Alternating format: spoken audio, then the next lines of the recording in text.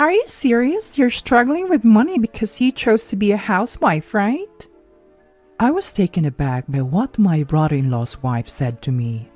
I had suspected for a while that she didn't like me, but I never imagined she thought we were financially struggling.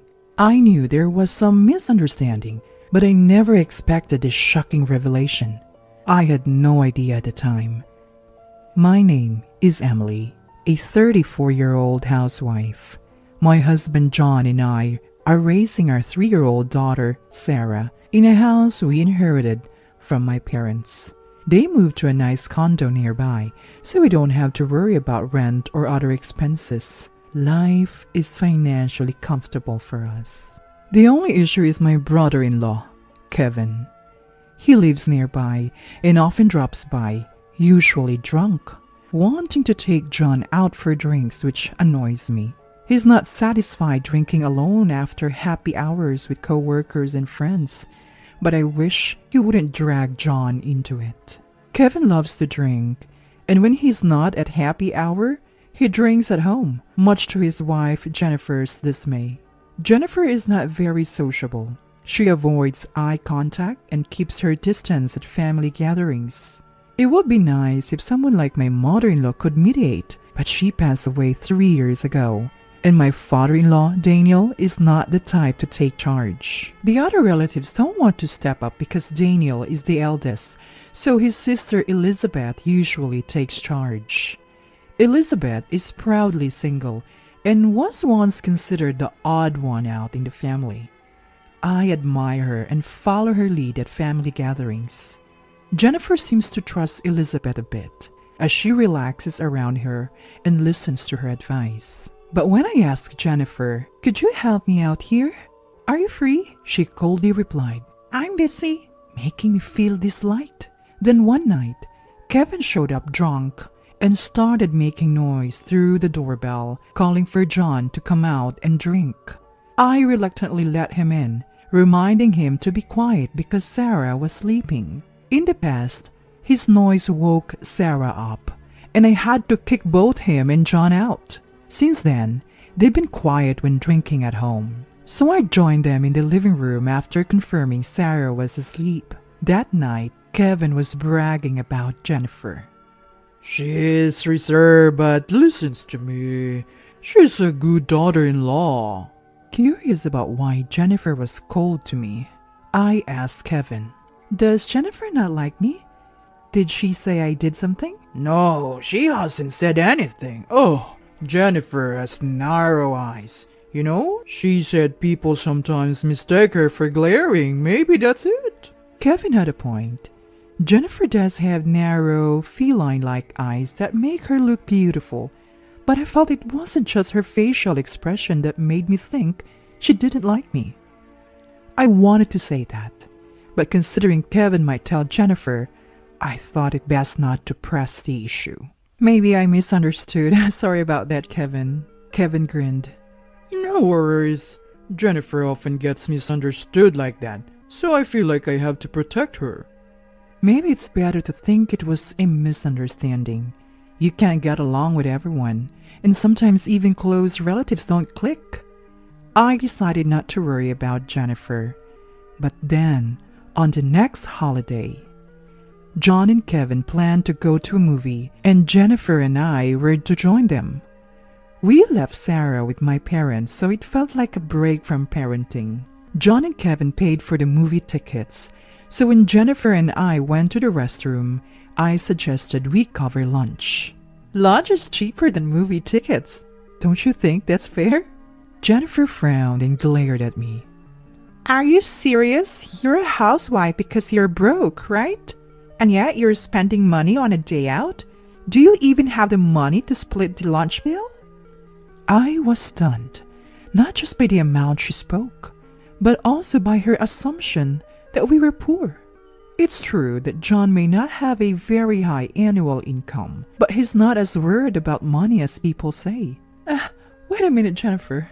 We're not struggling that much, I wanted to say, but Jennifer had already left the restroom. When we got out, John and Kevin were chatting happily, so it wasn't the right moment to bring up what Jennifer had said.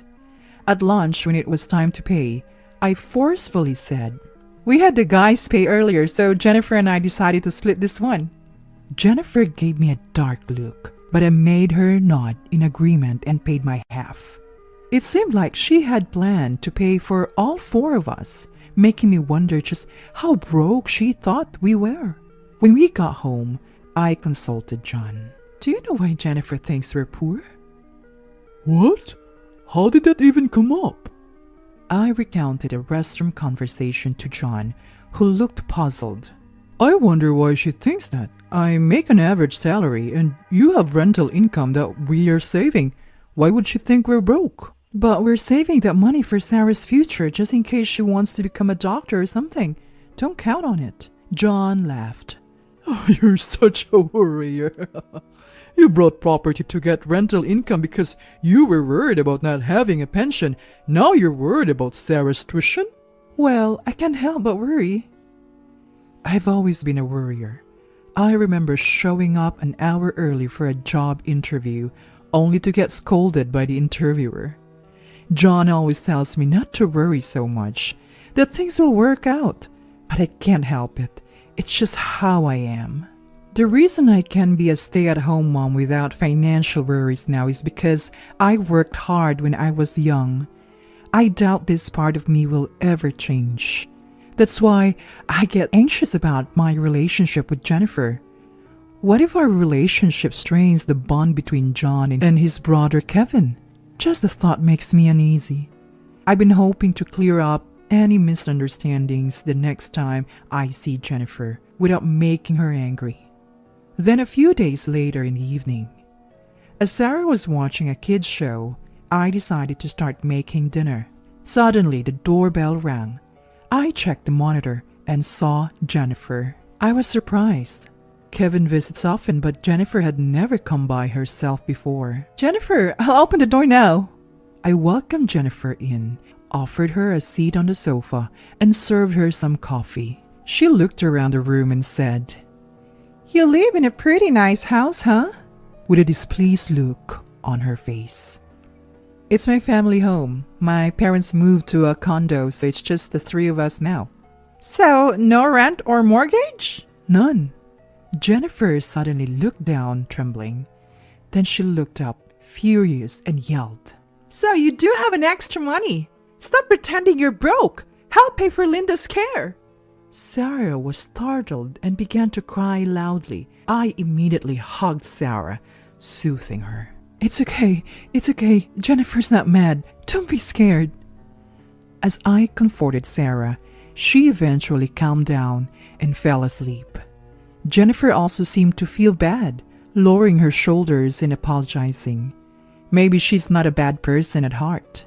She mentioned something about Linda's care expenses, so she must be misunderstanding something. I told her, "Jennifer, I'd like to discuss this in detail. Can you wait here while I put Sarah to bed?" After putting Sarah to sleep, I returned to the living room. "I'm really sorry." "It's fine. But what were you saying about Linda's care expenses?" "Linda passed away 3 years ago." Jennifer looked puzzled. "What? Do you know Linda?" "No, I've never met her. Kevin told me his parents are divorced and he's taking care of Linda, who is in a nursing home. It costs $2,000 a month, so both of us are working hard to pay for it. But why should we be the only ones paying?" "So, that's why you were upset with me."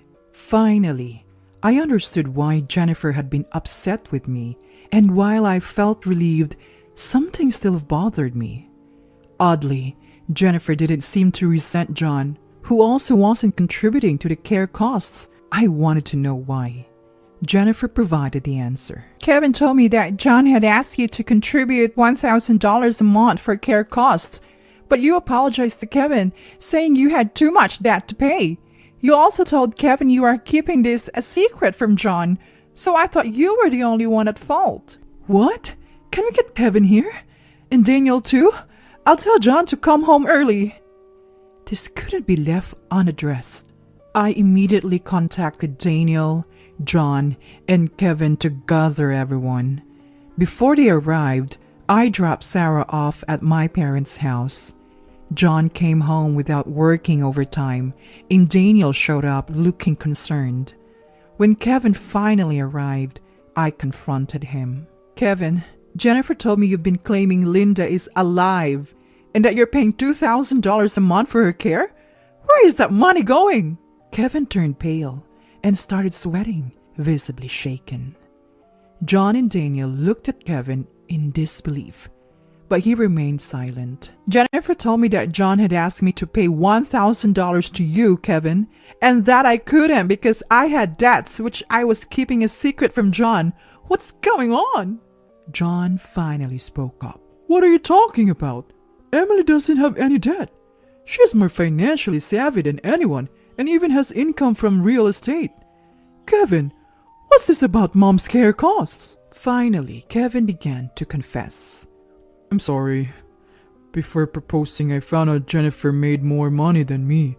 I thought about how to shift some of that money to me.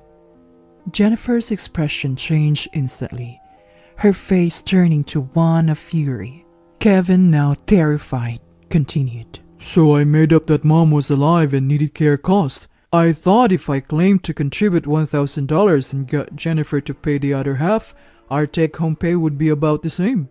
Daniel finally spoke. I see. Whenever I brought up Linda, Kevin would change the subject. I thought he was still grieving. To use Linda's memory to scam people out of money. I didn't raise you to be this kind of person. Daniel rarely speaks at family gatherings, so hearing him talk this much was unusual. He must be really upset. Kevin stood up, visibly frustrated. This is ridiculous. I work the same hours as Jennifer, and our jobs aren't that different. In fact, her company is lower ranked than mine. She's even 2 years younger than me. Why is there a $1,000 difference in our monthly salaries? She's a woman. She should just keep quiet. That's when Jennifer exploded. What? Do you know how hard I work as a student? I was top of my class and student council president since middle school. I studied day and night to get into a top university. Didn't you say you didn't care about college exams? I have what I have now because I worked for it. Don't be jealous. Jennifer took a deep breath, having said her piece. I also had something to say to Kevin. Using a non-existent care cost for Linda, who isn't even alive? What kind of person does that? Didn't you think this would come out eventually? Kevin was at a loss for words, so I turned my attention to Jennifer. Don't you think something was off, Jennifer? Neither John nor Kevin ever talked about Linda or visited her in a nursing home. Your anger is justified. Kevin did something unforgivable. But I wish you'd question things instead of taking his words against me. Jennifer apologized. You're right, Emily. I'm really sorry for the inconvenience. It's okay. You're a victim too. I hope we can get along better from now on. I smiled and Jennifer returned it, seeming relieved. Then Daniel spoke, his eyes sternly fixed on Kevin. Kevin, what you did is unforgivable. It's fraud. A criminal act. Sadly, marital income is shared property, so we can't legally punish you. Kevin looked oddly relieved, but Daniel wasn't done. As your father, I'll impose the punishment. First, return all the money you took from Jennifer. Then, meet all her requests as much as possible. Jennifer, if he refuses, tell me. Kevin turned pale again, casting a pleading look at Jennifer. Jennifer thanked Daniel and then glared at Kevin. I'll think about what to do. Be prepared. Kevin was tearfully apologizing to Jennifer. Maybe he realized the path his life was taking. Later, I heard Kevin had to borrow money to pay Jennifer back, even after emptying his savings. The money he'd taken was mostly spent on drinking. Jennifer filed for divorce, leaving Kevin financially ruined and even canceling the lease on their apartment. Kevin sought help from John, who couldn't defend him this time and turned his back on him. Then he turned to Daniel, who advised him to go to Elizabeth. Elizabeth, living alone in a modest apartment, moved to a place they should share. But she took over managing his salary, banned happy hours and drinking, and warned him she'd kick him out if he broke the rules. Kevin now obediently does household chores as told. Since then, peace has returned to our lives.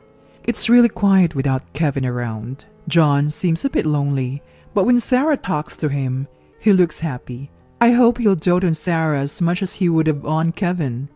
As for me, I've reconciled with Jennifer, and we occasionally go out together. We surprisingly have a lot in common and enjoy our time. I want to cherish these peaceful days from now on.